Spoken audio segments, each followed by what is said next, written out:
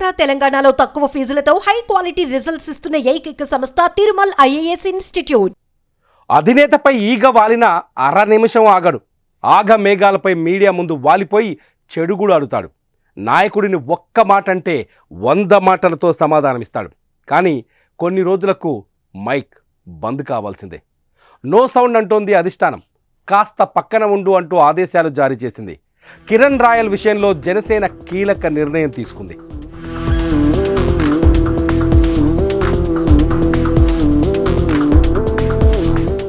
Tirupati Janasena party incharge Kiran Royal చిక్కుల్లో పడ్డారు.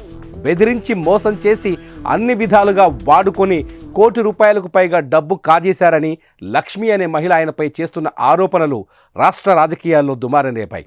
అదేవిధంగా మహిళతో సన్నిహితంగా ఉన్న వీడియోలు కూడా సోషల్ మీడియాలో వైరల్ అవ్వడం కిరణ్ రాయల్ వ్యవహారం రచ్చరంబోలయ్యింది.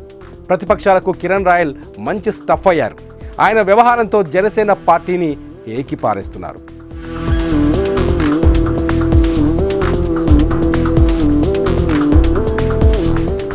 ఈ వ్యవహారం హాట్ టాపిక్గా మారడంతో జనసేన అధిష్టానం చర్యలు చేపట్టింది.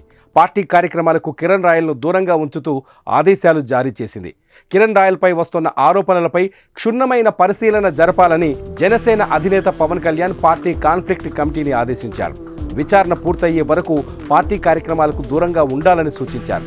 తనపై వస్తున్న ఆరోపణలపై కిరణ్ రాయల్ స్పందించి క్లారిటీ ఇచ్చినా ఇదంతా ప్రతిపక్షాలు ఆడిస్తున్న డ్రామా అని వివరించే ప్రయత్నం చేసినా పార్టీ చర్యల నుంచి మాత్రం ఆయన తప్పించుకోలేకపోయారు. పార్టీ నిర్ణయంతో ఆయన కొంతకాలం జనసేనకు దూరం కావాల్సిందే.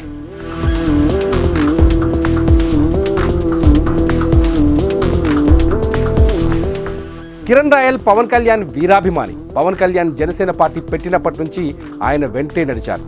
తిరుపతిలో జనసేన పార్టీకి అన్నీ తానే నిర్వహిస్తున్నారు. గత ఎన్నికల్లో తిరుపతి సీటు జనసేన పార్టీకి కేటాయించడం ఖాయమైనప్పుడు అభ్యర్థిగా ఆయన పేరే వినిపించింది. అయితే చివరి నిమిషంలో వైసీపీలో ఎమ్మెల్యేగా ఉన్న ఆరణి శ్రీనివాసులు జనసేనలో చేరడంతో ఆయనకు తిరుపతి టికెట్ ఖరారు చేశారు. పోటీ చేసి భారీ మెజార్టీతో ఆరణి విజయం సాధించారు. టికెట్ రాకపోయినా జనసేన పార్టీ కోసం కిరణ్ రాయల్ పనిచేస్తున్నారు. జనసేన పార్టీని ఉద్దేశించి కానీ పవన్ కళ్యాణ్పై కానీ ఎవరైనా విమర్శలు చేస్తే వారికి స్ట్రాంగ్ కౌంటర్ ఇచ్చే జనసేన నాయకుల్లో కిరణ్ రాయల్ కూడా ఒకరు.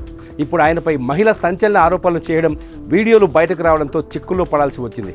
మరి పవన్ కళ్యాణ్ వేసిన కమిటీ ఏం